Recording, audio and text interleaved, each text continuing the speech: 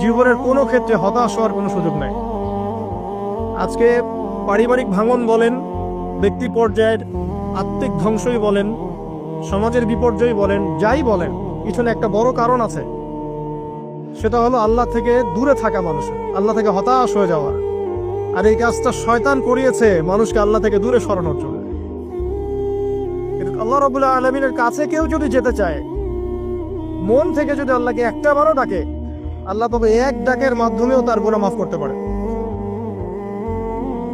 দুজন ব্যক্তির ঘটনা পড়লাম। একজন ব্যক্তি প্রচন্ড রকম আবেদ, প্রচুর ইবাদত করে। আপনারা জানেন ইবলিসও কিন্তু আবেদ ছিল, ইবলিস কিন্তু প্রচুর ইবাদত করেছে। এখন ওই ব্যক্তির একজন বন্ধু ছিল, এটা বানু ইসরাইলের ঘটনা। তো সেই বন্ধু পাপী ছিল, বিভিন্ন কবিরা গুনাহ করত। আর এই আবেদ ব্যক্তি বারবার তাকে নসিহত করত, গুনাহ ছেড়ে দাও, তুমি পাপ করছো, গুনাহ ছেড়ে দাও।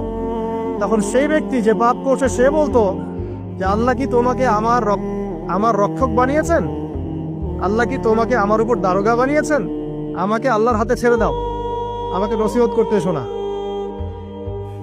একদিন এই আবেদ ব্যক্তি তার বন্ধুকে একটা জঘন্য পাপ করতে দেখলো, এমন একটা পাপ যেটা দেখে তার মনে ধারণা আসলো এটা চরম জঘন্য একটা কাজ। তখন সে মুখ ফসকে বলে ফেললো যে আল্লাহ তোকে আর মাফ করবে না, আল্লাহ তোকে জান্নাত দিবে না। আল্লাহ রাব্বুল আলামিন মালাকুল মউতকে এই দুজনের কাছে পাঠালেন, দুজনের রূহকে কবজ করা হলো।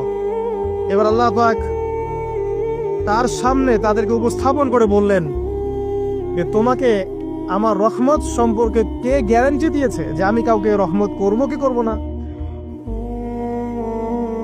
যাও, আমি তোমাকে জাহান্নামে পাঠালাম, ওই ব্যক্তি যে আমার রহমত প্রত্যাশা করেছে আমি তাকে জান্নাত দিয়ে দিলাম।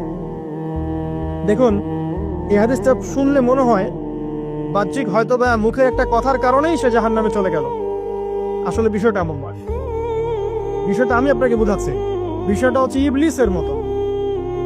ইবলিস কিন্তু শুধু মন থেকেই বলেনি যে খলাকতানি মিন নার ওয়া খলাকতাহু মিন তিন, আমি কেন তাকে সাজদা করব আদমকে? আদম তো মাটির তৈরি আর আমি তো আগুনের তৈরি। এটা ইবলিসের শুধু মৌখিক স্টেটমেন্ট ছিল না, কারণ কি ছিল? আবা ওয়াস্তাকবার, সে উদ্ধত হয়েছিল, অহংকার প্রদর্শন করেছিল। ভিতর থেকে ইন্টারনালি সে অহংকারী ছিল, সে আন্ডারএস্টিমেট করে কথাটা বলেছে, শুধু মৌখিকভাবে বলে নাই। কিন্তু ঠিক এই ব্যক্তির ঘটনা এমনই, সে মন থেকে অহংকারী হয়ে উঠেছিল, যদিও বা সে আবেদ ছিল। এখানে আমরা যারা প্র্যাকটিসিং মুসলিম হওয়ার চেষ্টা করছি, আমাদের জন্য এখানে নিদর্শন আছে।